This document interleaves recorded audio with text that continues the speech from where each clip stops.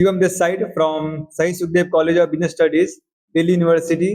तो आज हम इस वीडियो में जानेंगे कि आपको इस बार सीयूटी में क्या-क्या ऐसी चीज़ें करनी चाहिए, जिसके थ्रू आपके मार्क्स अच्छे आए और आप अपने अच्छे से ड्रीम कॉलेज में, टॉप कॉलेज में पहुँच पाएँ। तो बेसिकली मैं अपने बारे में बता दूँ तो मैं राइट नाउ अभी मैं सही सुखदेव में पढ़ रहा हूँ फर्स्ट ईयर में। और मैं अपने 2 सालों का मुझे एक्सपीरियंस है सीयूटी का, क्योंकि मैंने 2 साल सीयूटी क्रैक किया है और 2 साल सुखदेव में एडमिशन मेरा हुआ है। तो अपनी मैं सारी स्ट्रैटेजी जो मैंने फॉलो की थी ड्यूरिंग माय प्रिपरेशन जर्नी, वो मैं आपसे शेयर करूँगा। ठीक है? तो चलिए सबसे पहले चलते हैं। सबसे पहले तो आपको ये क्लियर होना चाहिए कि आपको किस कॉलेज में जाना है और किस कोर्स में एडमिशन लेना है। ठीक है? फर्स्ट ये आपको होना चाहिए स्ट्रैटेजी कि जब मैंने अपनी प्रिपरेशन जर्नी की थी आफ्टर क्लास 12, तो ये मेरे माइंड में एकदम फिक्स था कि मुझे सही सुखदेव ही आना है और बीएमएस कोर्स में ही आना है। उसी तरह आपके भी माइंड में फुल्ली क्लियर होना चाहिए कि आपको एसआरसीसी जाना है, सही सुखदेव आना है, हिंदू हंसराज किस कॉलेज में जाना है और किस कोर्स में जाना है। ये हो गया आपका पहला। और इससे होगा क्या कि लाइक कि हर कोर्स के अलग-अलग एलिजिबिलिटी क्राइटेरिया होते हैं। तो इससे आपको क्लियर हो जाएगा कि आपको किस सब्जेक्ट पे कितना फ़ोकस करना है। लाइक अगर आपको बीए और बीकॉम कोर्स में एडमिशन लेना है, तो आपको डोमेन्स पे लाइक 3 डोमेन्स पे और 1 लैंग्वेज पे ज़्यादा फ़ोकस करना है। वही आपको अदर साइड अगर आपको मैनेजमेंट कोर्स में आना है, तो उसके लिए आपको लैंग्वेज 1 लैंग्वेज और 1 जनरल एप्टीट्यूड टेस्ट और मैथ्स तो कंपल्सरी है इसमें। तो ये 3 चीज़ पे फ़ोकस करना है। तो इससे ये क्लियर हो जाएगा कि आपको जनरल टेस्ट पे ज़्यादा फ़ोकस करना है या इंग्लिश जो लैंग्वेज पोर्शन है उस पे आपको फ़ोकस करना है। ठीक है? और after clearing all this confusion कि आपको किस कॉलेज में जाना है, किस कोर्स में जाना है, सेकंड पार्ट आता है कि आपको सिलेबस पता होना चाहिए कि आपको क्या पूछा जा रहा है आपके सिलेबस में, वो आपको पूरी तरह से क्लियर होना चाहिए। मैं तो ये कहूँगा कि आपको आपका सिलेबस रिटन फॉर्म में आपके कॉपी में लिखा होना चाहिए। ये नहीं कि बस आप पीडीएफ डाउनलोड कर लिए और फ़ोन में रखे हुए हैं, ऐसा नहीं। एग्ज़ैक्टली आपको अपने कॉपी में लिख कर रखना है।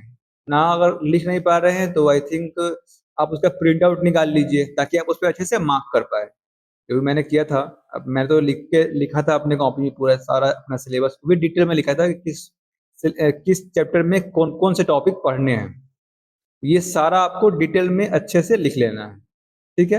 ये सबका सेकंड पॉइंट हो गया।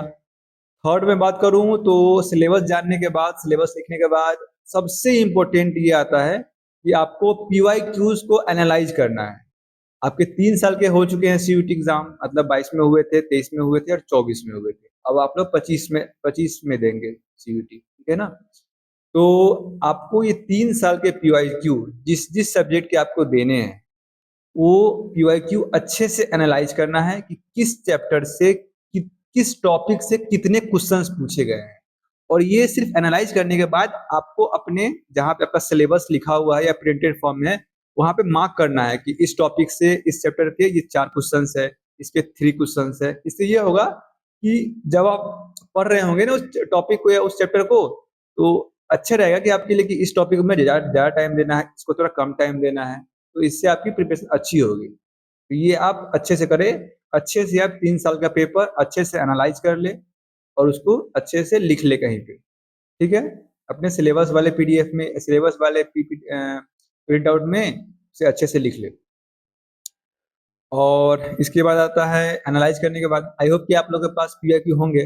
अगर पीआईक्यू आप लोगों के पास नहीं है, तो मैं आप लोगों को प्रोवाइड कर दूँगा। आप मेरे इंस्टाग्राम पेज पे जाइए और फॉलो कर लीजिए उसे और आप मुझे डीएम कर दीजिएगा। तो मेरे को फॉलो मतलब मैं आपको सेंड कर दूँगा, मेरे ड्राइव में है पीआईक्यू।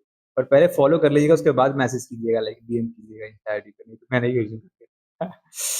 चलिए अब आती है 4th पॉइंट में कि आपको प्रिपरेशन करनी कहाँ से है। कि आपने पीवाईक्यू एनालाइज़ कर लिया, उसके बाद प्रिपरेशन आपको करनी कहाँ से है। एक बहुत लोगों का अपना-अपना होता है, कुछ लोग कोचिंग के थ्रू करते हैं, कुछ लोग सेल्फ स्टडी से करते हैं। लेकिन अगर मैं अपने बारे में बताऊँ तो मैंने फुल्ली प्रिपरेशन अपना सीयूटी का खुद से किया था, सेल्फ स्टडी।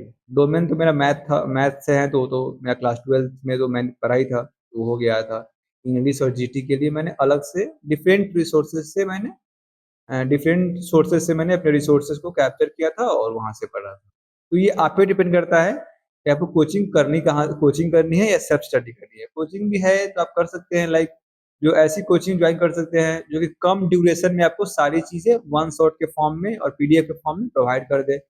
लाइक आजकल तो बहुत सारी कोचिंग अवेलेबल है, मैं कुछ के नाम बता देता हूँ, लाइक पीडब्ल्यू हो गए आपके, अड्डा 24/7 हो गए, और एक गोकुल छाबड़ा सर का भी है, लर्न करो ऐप है, वो भी सीयूटी ड्यू का काउंसलिंग करते हैं, उनका भी अच्छा खासा रहता है, तो उसको आप कंसिडर कर सकते हैं। तो ये सब कोचिंग के बारे में बात हो गई, ठीक है। कोचिंग के बाद सिलेबस की बात भी हो गई। अब हम लोग बढ़ते हैं डोमेन्स को लेके कि आपको पढ़ना क्या है। लाइक अगर आप डोमेन्स पढ़ रहे हैं, डोमेन्स के लिए मैं सजेस्ट करूंगा कि आप एनसीईआरटी से आगे ना जाए। मेनली जो आपके एनसीईआरटी में सिलेबस है वही आपका उसी लेवल का क्वेश्चन सीयूटी में पूछा जाता है। तो डोमेन्स के लिए आप फुल्ली एनसीईआरटी पे स्टिक रहे, ठीक है। और मैथ्स के लिए स्पेशली, मैथ्स के लिए एनसीईआरटी के अलावा एक additional book like R S Agarwal हो सकता है या आर डी शर्मा हो सकता है, कोई भी एक एडिशनल बुक जिससे थोड़ा सा एनसीईआरटी से ऊपर का लेवल का हो, उसको आप रेफर कर लीजिए, ये बेटर रहेगा। और इंग्लिश और जीटी के बाद में आ गया, तो इंग्लिश को तो मैं दो पार्ट में बांटूंगा, लाइक एक ग्रामर पोर्शन होते हैं आपके और दूसरा पैसेज होते हैं। तो ग्रामर पोर्शन को तो आप कोई भी एक अच्छा सा बुक ले ले जिसमें वर्ड पावर अच्छा हो, like word power make easy, जिसमें साइनोनिम हो, एंटोनिम हो, आइडम एंड फ्रेजेस हो, ऐसे ही वर्ड पावर जिससे आपका स्ट्रांग हो पाए, वो एक बुक रेफर कर सकते हैं। इस डिपेंड अपॉन यू कि आप कौन सा बुक लेते हैं। और पैसेज के लिए तो ऐसा कोई बुक है नहीं, और मैं सजेस्ट करूंगा भी नहीं कि आप पैसेज को किसी बुक से प्रैक्टिस करें। मैं तो फुल्ली कहूंगा कि इंग्लिश को आप अभी से ही, लाइक प्रैक्टिस, पैसेज में क्या होता है ये टोटली डिपेंड करता है आपके प्रैक्टिस पे, ठीक है ना। तो मैं आपको ये सजेस्ट करूंगा कि पैसेज को आप अभी से ही मॉक के थ्रू कंप्यूटर या लैपटॉप पे प्रैक्टिस कीजिए। कि आप जब बुक में प्रैक्टिस करते हैं तो उसका फीलिंग अलग होता है, लाइक उस पर आप मार्क कर सकते हैं, बट कंप्यूटर में क्या है कि आप उसमें मार्क नहीं कर पाएंगे। तो उस तरह से आप अगर बार बार प्रैक्टिस करते हैं, लाइक अभी से ही, तो जब एग्जाम देने जाते हैं तो उस टाइम पे आपको कोई भी डिफिकल्टी फेस नहीं करनी पड़ेगी, ठीक है ना। तो अगर आप मेरी बात माने तो इंग्लिश के लिए वर्ड पावर जो है आपको करते रहिए साथ में, और पैसेज के लिए फुल्ली अभी से मॉक लगाना स्टार्ट कर दीजिए, मेनली इंग्लिश के लिए, क्योंकि जितनी प्रैक्टिस ज्यादा रहेगी उतनी मार्क्स आपके अच्छे होंगे। सेकेंड, अगर जनरल टेस्ट की बात की जाए, जनरल एप्टीट्यूड टेस्ट, इसको भी नाम चेंज कर दिया गया इस बार, तो उसमें तीन चीजें हैं, क्वांटिटेटिव सेक्शंस है, रीजनिंग सेक्शन है और जीके सेक्शन है, ठीक है। तो इसमें तो मैंने यूट्यूब से रेफरल लिया था, मैं बुक तो कोई आपको सजेस्ट करूंगा नहीं, लाइक बुक में बात माने तो अरिहंत का भी आजकल अच्छा खासा बुक आ रहा है मार्केट में, तो वो आप देख सकते हैं। अब मैंने तो ऐसे यूट्यूब से थ्रू रेफर किया था, तो यूट्यूब के मैं कुछ आपको लिंक्स डिस्क्रिप्शन में डाल दूंगा जिसमें पूरा अच्छे से प्लेलिस्ट है, तो उसको आप एक बार चेकआउट कर लीजिएगा, ठीक है। वो यूट्यूब में लिंक मैं नीचे डाल दूंगा आपको डिस्क्रिप्शन में। After completing all this things, तो मैं तो आपको ये कहूँगा कि आप अपने एग्जाम डेट से एटलीस्ट 1.5 मंथ पहले ही अपना सारा सिलेबस कंप्लीट कर ली।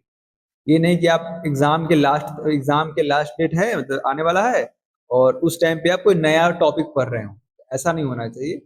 1.5 मंथ पहले आपका सिलेबस पूरा कंप्लीट हो जाना चाहिए, हर टॉपिक आप अच्छे से पढ़ लिए, उसके बाद मॉक्स लगाना स्टार्ट कर ले। मॉक्स काफी इंपॉर्टेंट है, एटलीस्ट 20 मॉक्स पर सब्जेक्ट आपको देना चाहिए, एटलीस्ट मैं बोल रहा हूँ 20 मॉक्स तो आपको हर सब्जेक्ट के देने ही देने। जितने ज्यादा मॉक्स प्रैक्टिस कीजिएगा उतना अच्छा आपका प्रैक्टिस रहेगा और मार्क्स अच्छे होंगे।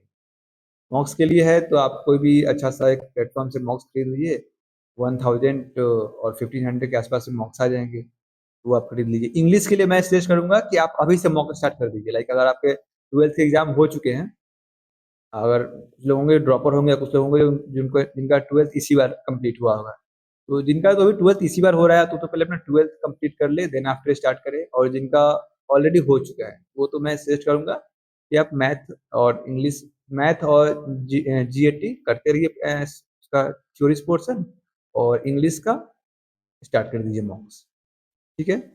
ये सारी स्ट्रेटजी थी, अगर आप इन चीज़ों को फॉलो करते हैं तो आई थिंक आपका एडमिशन तो हो ही जाना है किसी किसी टॉप कॉलेज, ठीक है ना। तो यही सब बातें थी जो मुझे आप लोगों को बतानी थी। बहुत लोगों ने मुझे कमेंट किया था कि भैया कुछ तो बता दीजिए, लाइक टिप्स। ये सब चीज़ें हैं जो मैंने फॉलो की है अपने प्रिपरेशन जर्नी में। कि 2 साल का एक्सपीरियंस है मुझे सीयूटी में एंड दोनों बार मेरा एसवीएम में एडमिशन हुआ है। तो इसीलिए सोचा कि बात कर मतलब बता देता हूँ एक वीडियो के थ्रू।